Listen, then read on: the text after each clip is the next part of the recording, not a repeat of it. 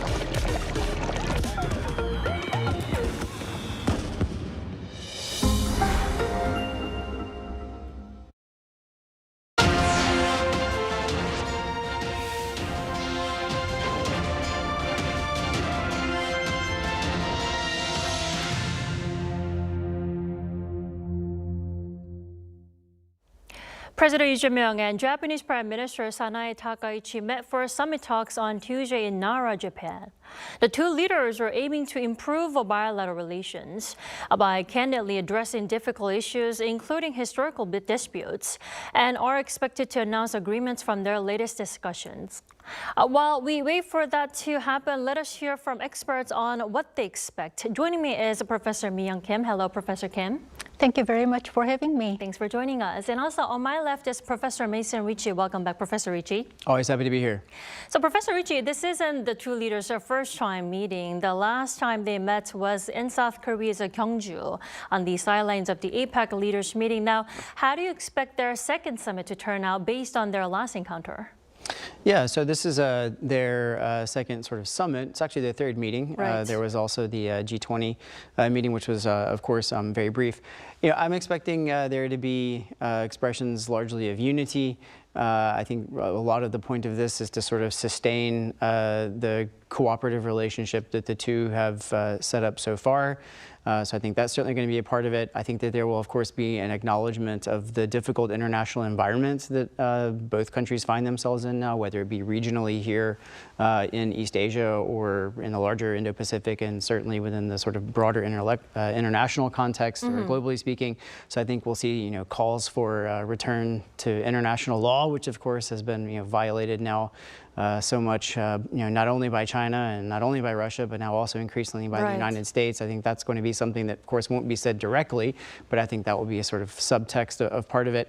And of course, they'll talk about economic issues, trade issues, economic security will be an important part of things. Science and technology cooperation. Their alliances with the U.S. and how the trilateralization of that can take place moving forward. But of course, also domestic politics also play a role, and both sides will need to bring something back for their domestic audiences. Perhaps Lee Jae-myung still with a grace period pretty significantly. His poll numbers are fairly high, so he probably doesn't have to push too hard on some of the historical issues. We'll see what Takaichi tries to get out of that for her domestic audience as well. She's in perhaps a little bit more of a shakier position. Maybe. Well, I do have to mention their third encounter is taking place in Nara Prefecture, Japan. And Professor Kim, which is Takaichi's hometown. Now, what symbolic meaning do you think this choice of location holds for South Korea-Japan relations? As you have said, Nara Prefecture is Prime Minister Takaichi's hometown as well as local constituency. It is located about southeast side of Osaka, which is the hub of West Japan. The symbolic significance of this location, I think, is multiple. During the last summit meeting, during the Gyeongju APEC summit, actually it was President Lee who proposed Nara Prefecture as the site of this shuttle diplomacy. And he also mentioned the historical connectivity between the two countries, which can be traced back all the way to the 7th and 8th centuries, in order to accentuate the importance of mutual dialogue through cultural transmission. And in order to accommodate his wishes to engage in more meaningful and deeply rooted engagement between the two countries, the Japanese government agreed to hold the shuttle diplomacy meeting in Prime Minister Takaichi's hometown. And,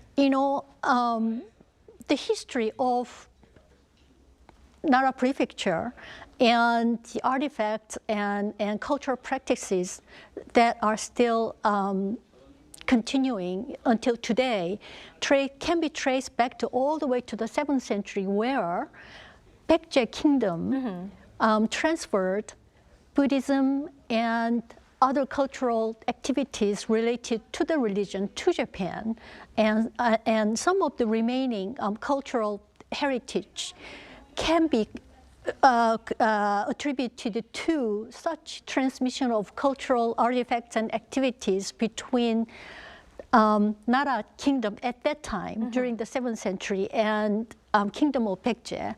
So the relationship between the two countries is much longer and can be a lot more peaceful, given the fact that we are quite preoccupied with what happened during the 20th century when Japan invaded Korea and colonized it.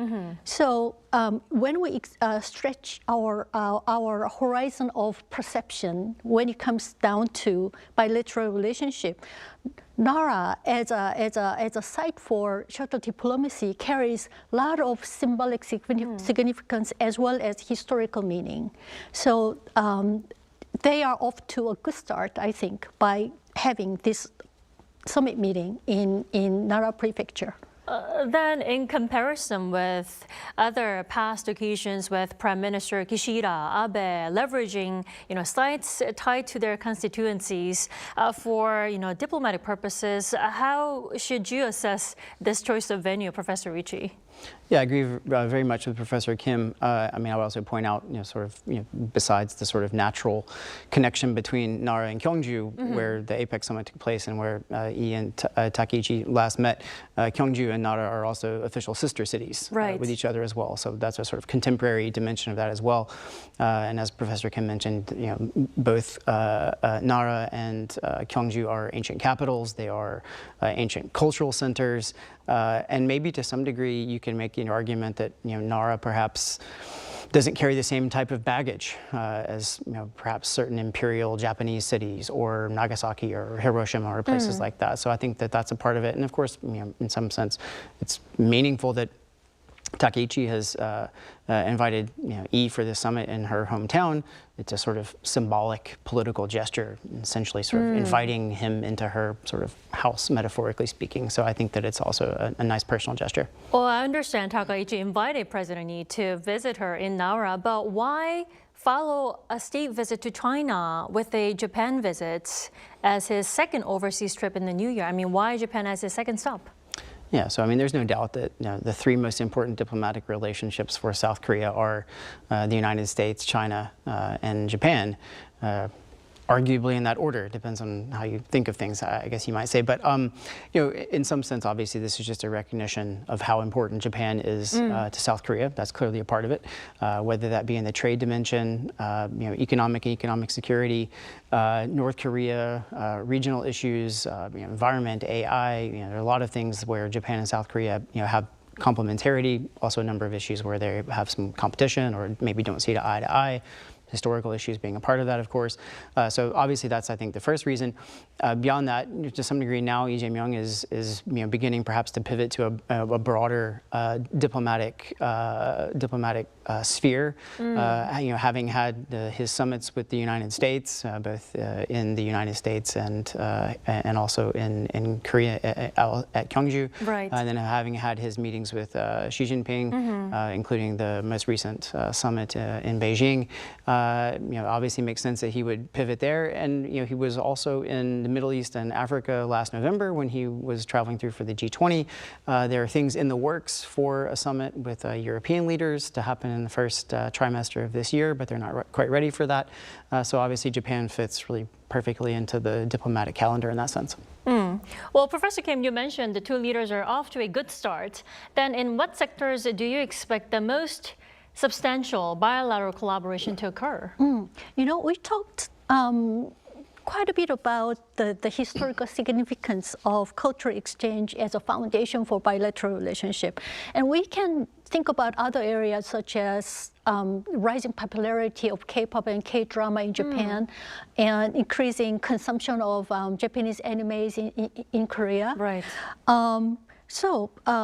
Both countries have a lot to share and exchange with each other to advance and deepen the friendship. But there are other areas that demand urgent and concerted efforts in order to help each other out.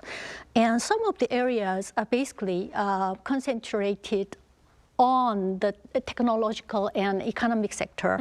And just allow me to name a few, and they could be semiconductor supply chain integration, defense and security cooperation, clean energy and battery technology, and space cooperation. These areas in technology and economy demand and require very close coordination between the two countries. Semiconductor supply chain integration in particular is an important area in terms of strategic importance from security point of view as well as economic profitability. Actually, both countries recognize their mutual vulnerability in those areas because Korea is strong in memory chips and foundry capabilities. Right. Now we see the two leaders of South Korea and Japan having entered to hold their joint press conference after their summit talks, this time in Japan's Nara Prefecture. We will come back after their remarks.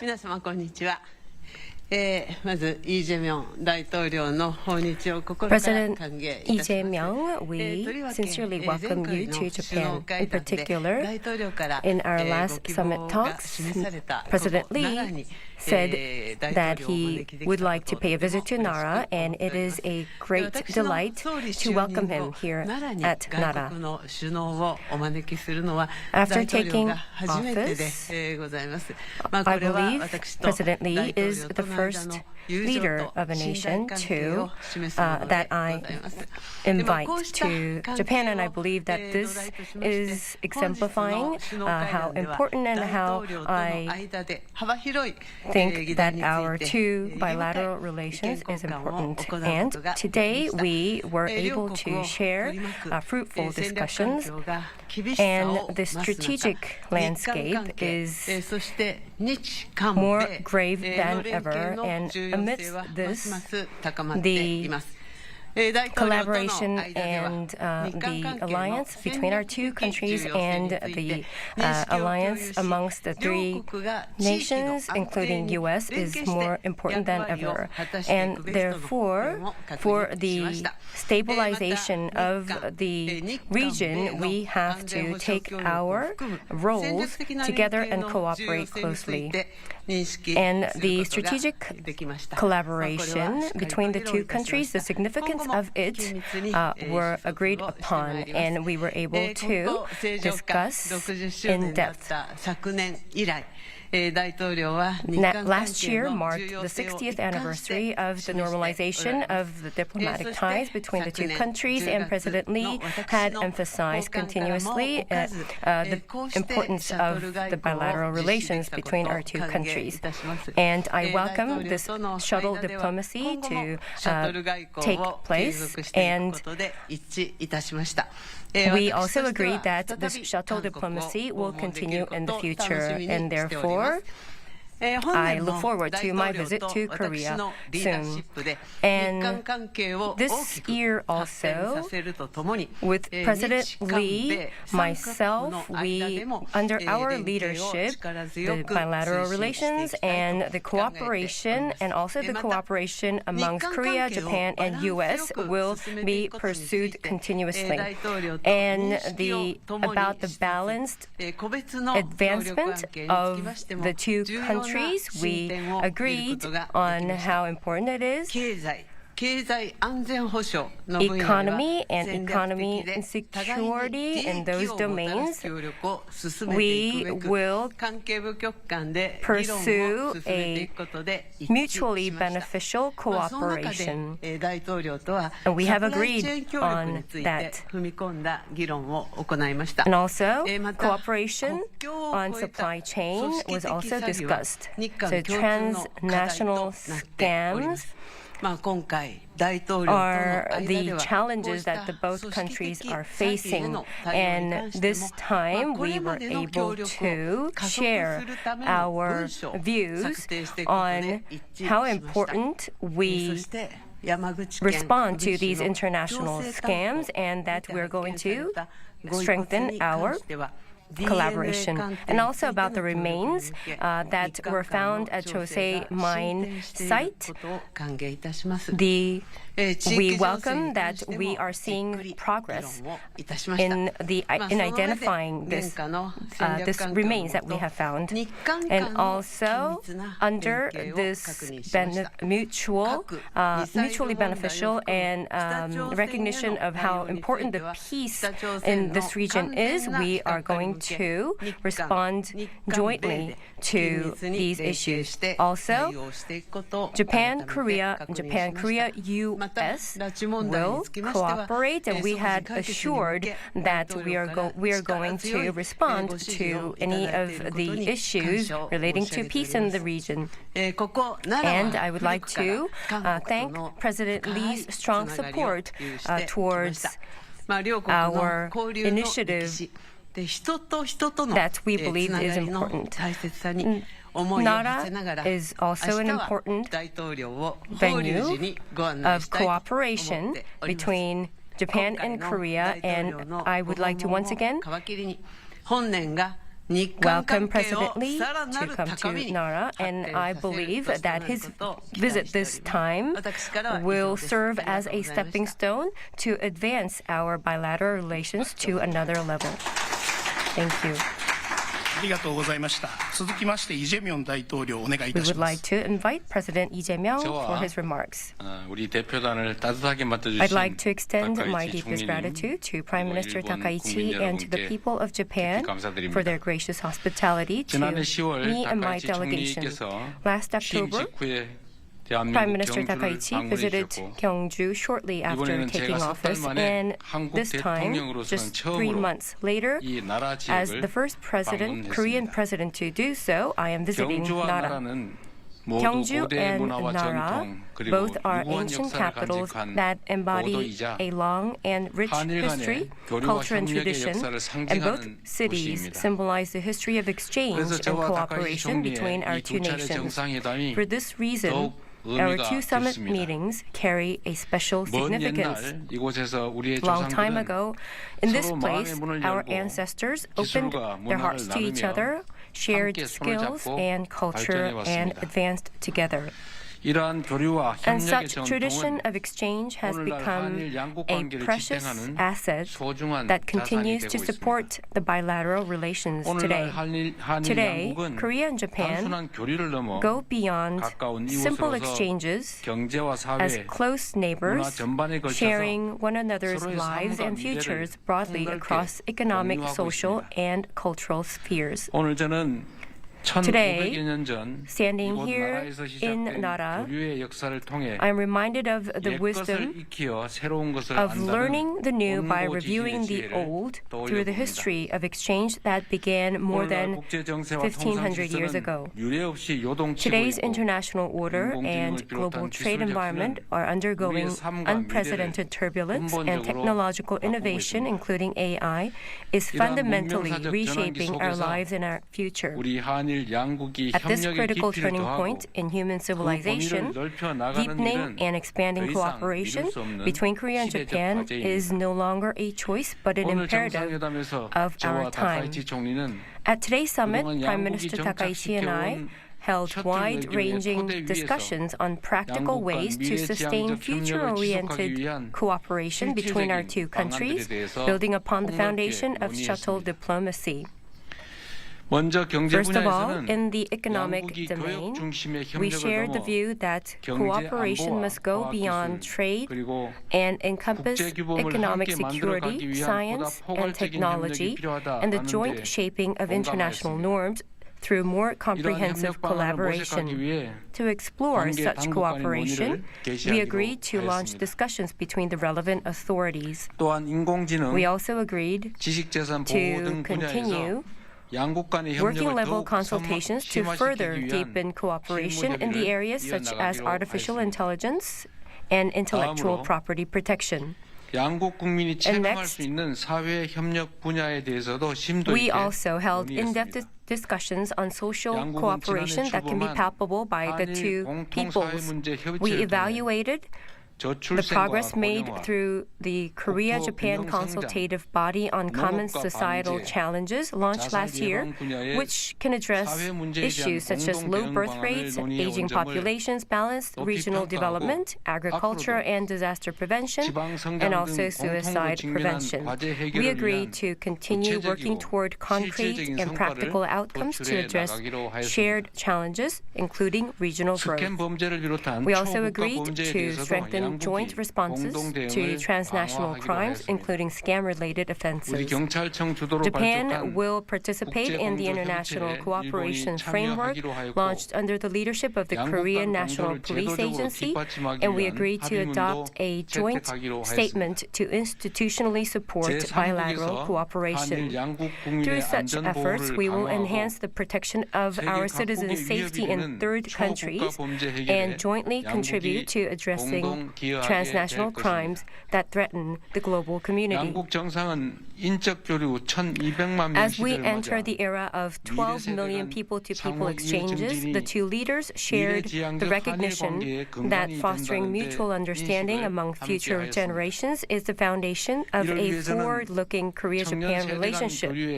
To this end, I proposed that we continue discussions on expanding youth exchanges, both quantitatively and qualitatively, and in particular, It was suggested that measures such as simplifying immigration procedures, encouraging school trips, and expanding the mutual recognition of professional qualifications, which is right now limited to IT sector, to other fields as well. The two leaders also exchanged broad views on regional and global issues and shared the understanding that amid rapidly changing international landscapes, Korea-Japan and Korea-US-Japan cooperation is vital for peace and stability in the region.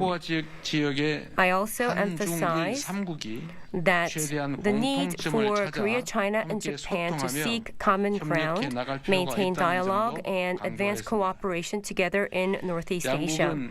The two countries reaffirmed our commitment to complete denuclearization of the Korean Peninsula and the establishment of lasting peace, and agreed to maintain close coordination on North Korea policy. In 1942, a tragic accident occurred at the Josei coal mine in the Ube city, Japan, where 183 Koreans and Japanese lost their lives due to flooding. And the remains were discovered only last August, more than 80 years later.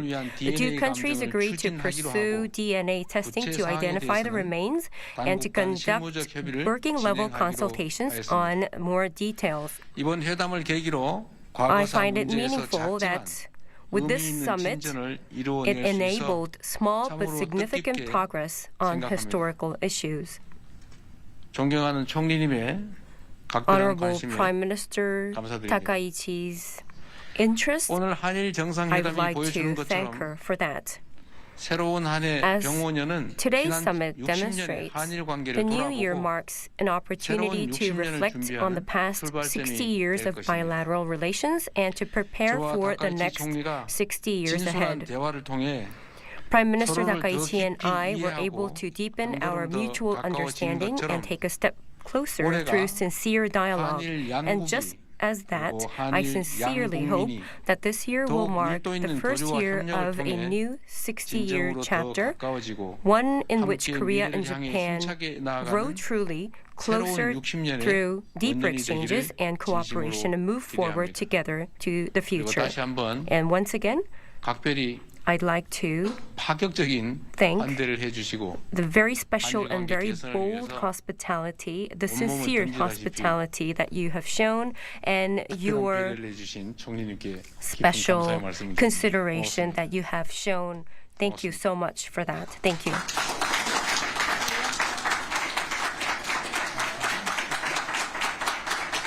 ありがとうございました。以上をもちまして日韓共同記者発表を終了いたします。両首脳ご出席賜りました皆様ありがとうございました。 And joint statement. Thank you very much. イ・ジェミョン大統領が退場するまでそのままでしばらくお待ちください。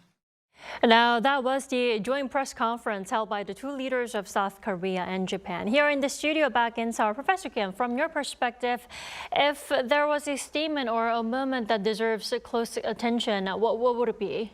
You know, first of all, I was struck by how hard the leaders worked for this occasion. Because this is a short visit, it's 1 night, 2-day visit, but the issues they talked about and agreed upon are not small in numbers. So that means both leaders were dedicated not only to deepen understanding about each other and making friends with each other, they also worked hard to bring about concrete changes in the bilateral relationship.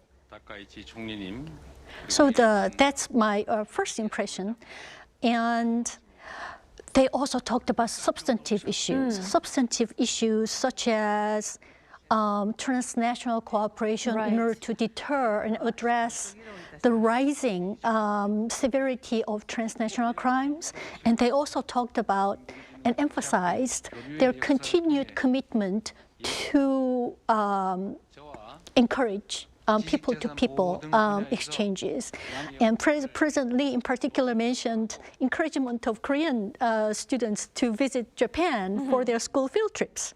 And they also expressed continued commitment to continue shuttle diplomacy and other specific areas such as artificial intelligence and semiconductor supply chains and North Korea nuclear issues and ROK-China-Japan coordination for regional stability. All these demand careful consideration, and it shows how both leaders are committed to peaceful coexistence as well as regional security involving China. So those things were, all very impressive. Very extensive. Now, but Professor Ricci, I do have to point out, even during today's talks, historical grievances were handled rather cautiously. Now, how do you think the two leaders will manage to, resolve pending historical issues between the two countries going forward? Well, I don't think that they're going to resolve them. Anytime soon? They may or may not end up addressing them more or less aggressively over time. Today, the discussion of the Mayan tragedy victims and the implication, of course, of Japanese responsibility for that, is obviously very subtextual, and they both put a sort of cooperative face on it in terms of, for instance, DNA identification and working together, cooperating in that regard. That actually goes, in some respects, perhaps even a little bit farther than I might have expected, to be honest with you, in terms of how they actually identified something where they can perhaps begin to try to cooperate a little bit on that. Going forward, I think there are sort of one of two things that might happen in terms of whether or not these issues get dealt with in a more substantive way. And it could be that there's the relationship, because of, for instance, domestic political reasons or some other reason, begins to deteriorate, and then one or the other side uses historical issues as a way for growing domestic support by perhaps attacking the other side. Or perhaps, if things move forward in that area, in one of those areas, and they come to loggerheads and they can't agree on how to move forward on it, that could actually provoke a crisis. And I think the really important thing that we're going to see at some point is to what degree both Takaichi and Lee Jae-myung are really committed to trying to make the relationship two-track, parallel, forward-facing, future-facing, and to the extent that they can solve these historical problems, they will, but not put them front and center. And we don't know yet whether or not, when a crisis comes, that will be the case, and whether or not they will keep to their word as they have done so far to try to put those historical issues in a secondary place rather than making them a primary issue. Well, then I have to turn to Professor Kim for this question. This question may be difficult to answer. Do you think this summit could mark a turning point for Seoul-Tokyo relations, or do you think is it more like the bilateral relationship will be managed remain in a managed incremental phase? What are your expectations? Tommy, that's a very important question, but I'd like to add a little bit more on Professor Ricci's observations on historical issues. I think there are reasons behind choosing Josei coal mining incident as bilateral historical issues that need to be resolved. For one, when President Lee assumed the office, soon after that, he declared that he was going to respect the previous agreements reached between Korea and Japan. And previous agreements were about comfort women issues, and the agreement reached during Park Geun-hye administration in 2015, and also conscripted workers' damage compensation issue that was agreed upon between Yoon Suk-yeol administration and Japanese government at that time in 2023. So no matter how disagreeable and problematic and potentially controversial these previous agreements are, President Lee is determined to respect the agreements and abide by them. So these two issues cannot be placed on the table. Other historical issues, such as Japanese history textbooks narratives on Japan's colonial role and narratives on the war-related issues, as well as Yasukuni Shrine. Japanese politicians still go there and pay tribute to the war dead, and the bereaved families of the Koreans who are also enshrined at the Yasukuni are not happy with what has been happening, and they have been fighting at the court for a long time in order to relieve the souls of their loved ones from the Yasukuni shrine, which is a Shinto, under the Shinto religion. So these issues are actually difficult to tackle because history textbook issues basically domestic Japan's decision. Japanese government and related parties decide on the directionality and contents of its educational pedagogy. And when South Korean government voices concerns about them, it can be misinterpreted as an intervention of Japan's domestic affairs by a foreign power. So Korean government cannot go there. On the other hand, civil organizations can voice their concerns. It's their job. But it is, so the topic is actually quite murky to tackle. And Yasukuni Shrine, the court battles have been going on for so long, and it has complicated political implications. So again, it is not easy to resolve between the two countries. On the other hand, the unearthing of 136 remains of Korean workers who lost their lives during 1942 flooding in Japan, and the governmental cooperation to not only unearth their remains, also repatriate the remains to the families can be done. It is doable. So it is a history issue, but both countries can exert their efforts in order to solve the situation. It is doable, it carries symbolic significance, and it can be a breakthrough to address unresolved history issues. And another thing is, both governments can evade the criticisms that they are so strategically preoccupied by leaving historical issues behind. So this is a gesture on both sides trying to convince both constituents in both societies that both sides are trying hard to resolve history issue by engaging in this doable task at the Josei coal mining. So it is not a simple effort as can be perceived on the surface, okay? And in order to answer your question, whether this effort is going to be incremental or it's going to bring about a big breakthrough between the two countries, I think it's going to be incremental. And I'm going to say it with caveat. I mean, what has been happening in the world, regarding the Donald Trump administration's bold gestures and also China's stance towards East Asia in general, those changes are taking place very rapidly, and they might require our urgent reaction and responses. But at the same time, knowing Japan and how the government behaves, very abrupt changes and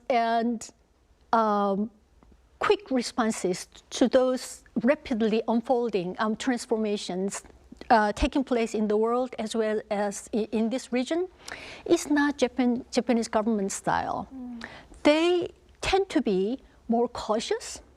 They tend to take longer time in their considerations and make decision-making processes and also implementation.